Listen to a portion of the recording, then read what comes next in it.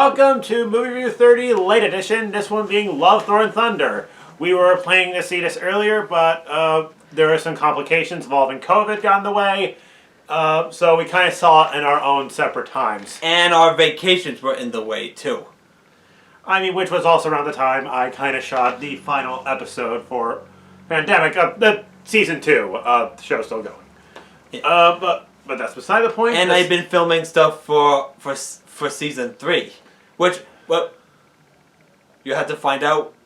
Yeah. But we're not here to talk about Pandemic or any updates. We're here to talk about the movie. Yeah. That we finally saw twice. The story is this takes place after Avengers Endgame. Well, obviously.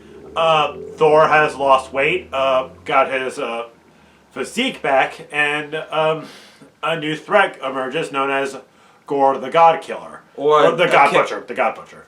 Or, yeah, I would just say God Killer, but God Butcher. Is on his quest to stop him. He is joined by his ex, Jane Foster, aka the Mighty Thor. Yeah, Mjolnir has chosen Jane Foster, and what's her name?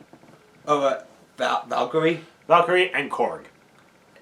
And so yeah, after seeing it the second time, we still enjoyed it. Yep. Yes, I can understand that there are some things that made no sense, but I mean, it was still fun. And this will be a spoiler review because the movie's been out for a while, and it was going to be a quickie, but again, a lot of time got in the way. So with that, spoiler alert. If some of you haven't seen it, and also there'll be no previews. Yeah, we saw this on Disney Plus because it was the only thing available. So, so the film opens up with Gore. Gore,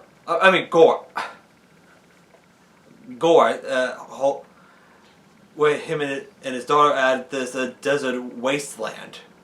Yeah, however, his daughter dies, and he finds the place where his god exists, but it turns out his god's an asshole.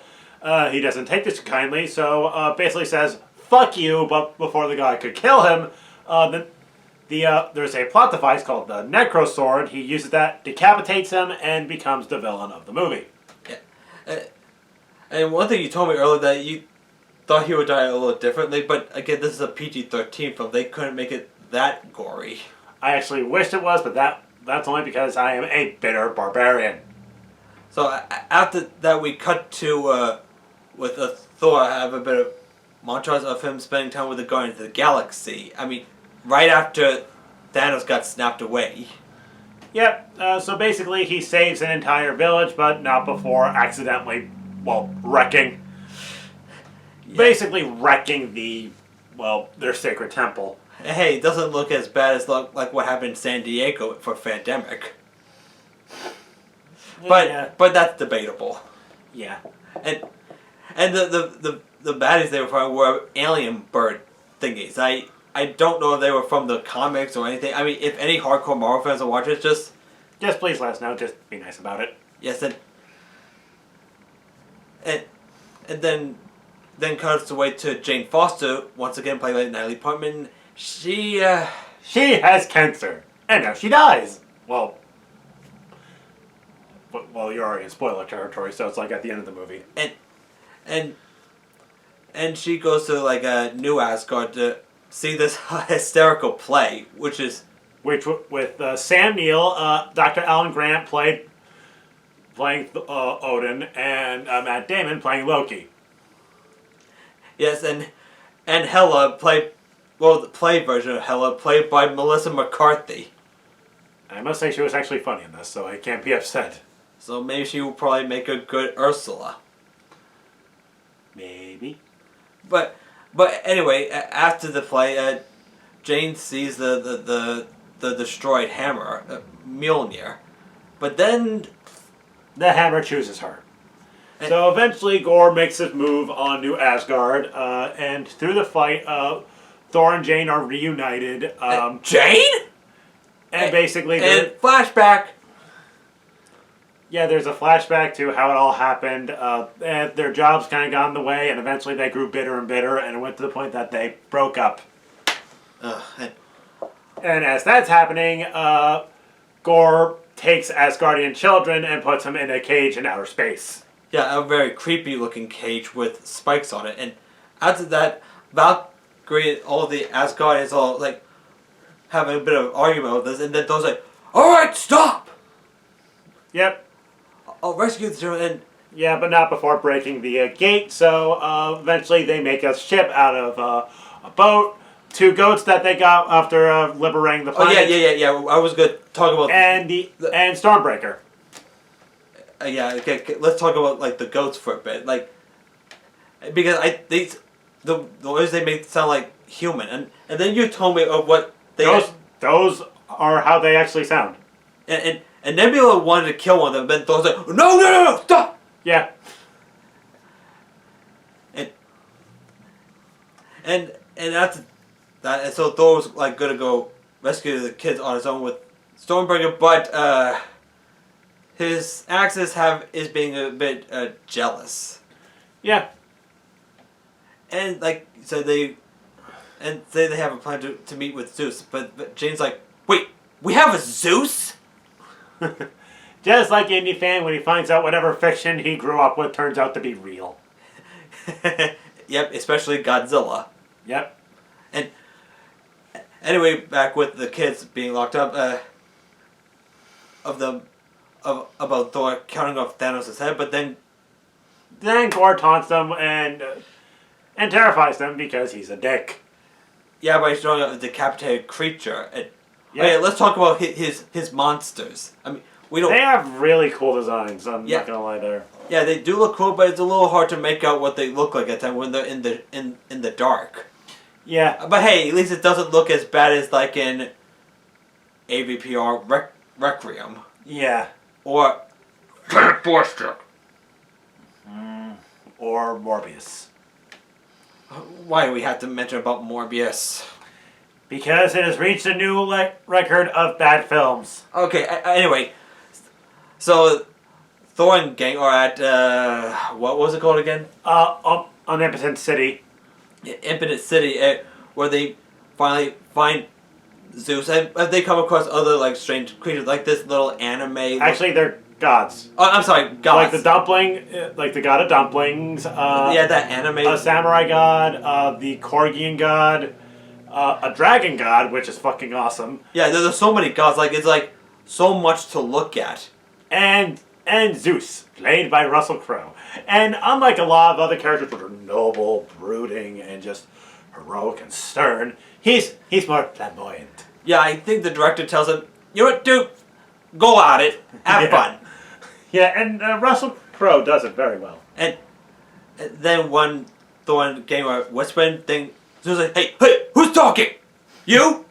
Yeah. Yeah. So Thor tries to have a talk about he needs help, but They don't take it too well, and then I'll take off your disguise. Whoa! And the first time I saw that, I was like, hey. And I was like, I can see his butt. Okay, sorry, I not. That's fine. I don't mind. I refer to strong, nice abs. Oh, okay. Yeah. Yes, I am biromantic. You have a fucking problem with it. I don't. Not you. Let's continue. So anyway, so after not going so well, they all start fighting his guards, which bleed yellow. I was like, Indeed made a piss joke. it's like they're bleeding out piss. Oh, sorry. But then Zeus hits Korg, and I was like, oh no, Yeah, oh no, he's dead. We were shocked about that one. Yeah, when we saw that in theaters, and now Thor gets pissed off, takes his lightning. Yeah, and basically skewers Zeus.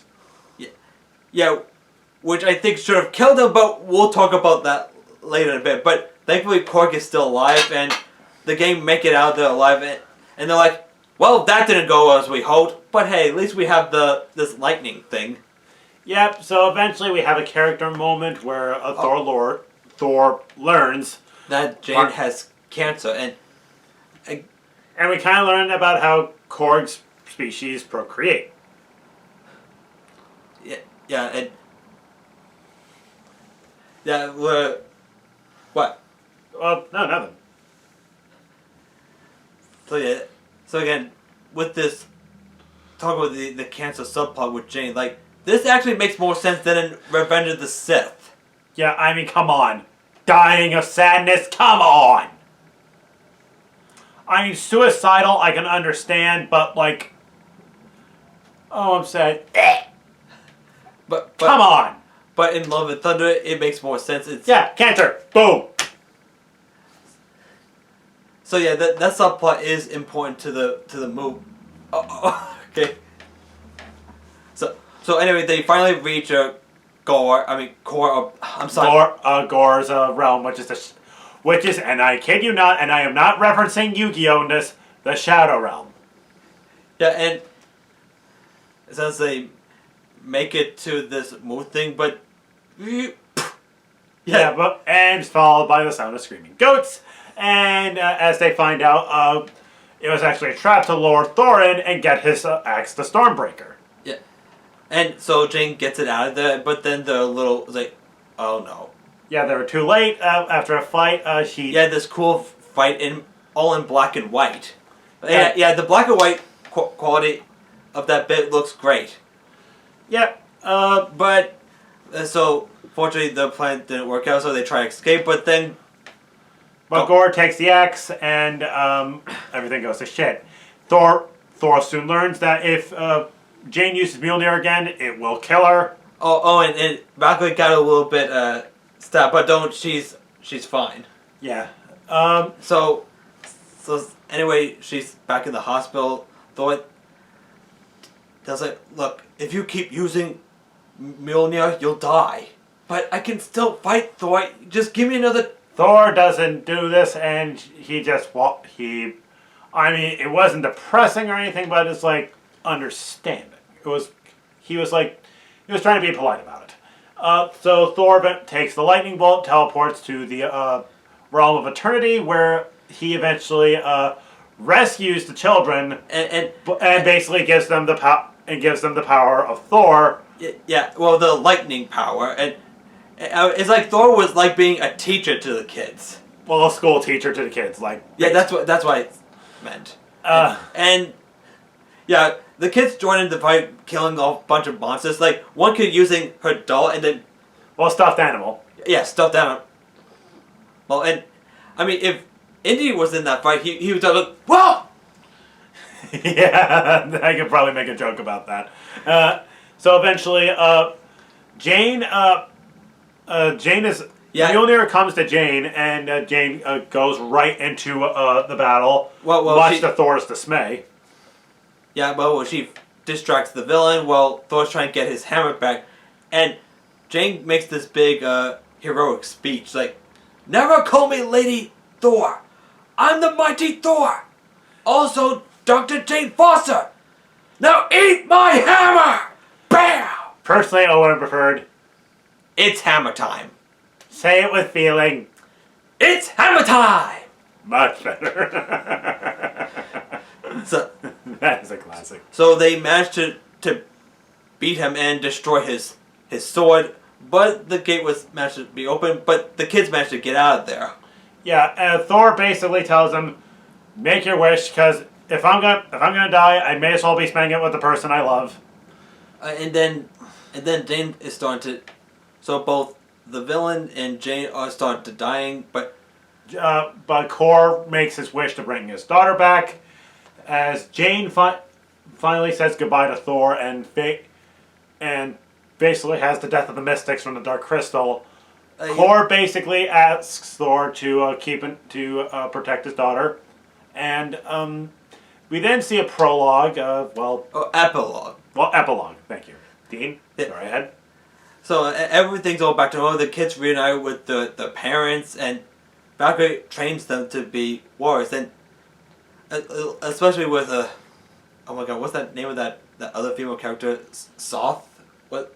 Sif. Oh yeah, Sif. Like, oh yeah, we forgot that she was the one who gave a message to Thor. Yeah, and before becoming, hang on, unarmed. Stop that. Oh. And Korg has his full body back, thank God. And meet someone named Dwayne. So anyway, our last scene ends with like Thor and his adopted daughter having breakfast, but she doesn't want pancakes, but being a little shooting lasers. Yeah, oh, go ahead. No, this is you. And that's because she doesn't want to wear like boots. But eventually she said she decides to wear the boots.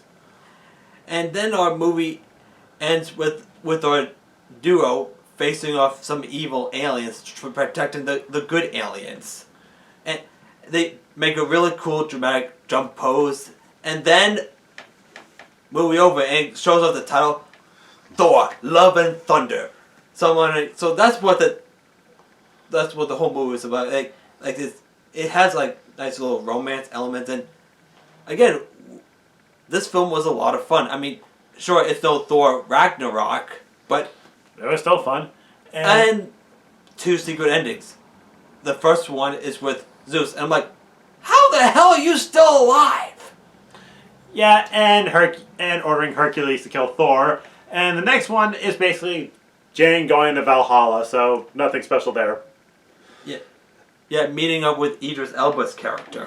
Heimdall. Yeah, Heimdall. And then we get a little text saying Thor will return. Just like with every Marvel film says. Yep. Well, most of them. So yeah, So yeah, we still think it was a fun movie. I mean, we're not looking for like a deep emotional story. We're just here to see a very escapism film, yep. Just like Ragnarok. And that's what we got. And also let's go over the Guardians of the Galaxy. I mean, they weren't in the movie that much. It's kind of disappointing. I kind of want to see something like that with Thor being with the Guardians of the Galaxy, but I mean, sadly, we'll probably get that in side media. So I mean, they went their separate ways where Thor has to help his people against this god butcher. Well, while they check out the other distress signals. So there's that. Don't worry, that's just an ambulance. Oh. So yeah. Whoa. Look. I don't know what else we can say here. I mean, so all in all, this was a really good movie. I mean, it's not the best, but it was pretty fun. So we will probably have it like somewhere in the middle for when we plan to do we plan to do a countdown. But I think we should also give like an analysis. I mean, it's not the best, but it was still pretty good. So the final analysis is B+. I guess me too. Alright, so yeah. So I guess we're gonna have to end this on an intermission. So with that, I recommend the movies. We recommend Thor: Love and Thunder. And I mean, it's on HBO. I mean, no, not HBO Max. I mean, it's on Disney Plus. If you have Disney Plus. All right. So with that being said, that's all for today. Join us next time for what was it? Actually, I don't know right now. So I guess we'll let you know about the next movie. So with that being said, this is Brock McGinnis and Dean of Light Post Films signing off, and have a good rest of your day. Take care, everyone. Goodbye.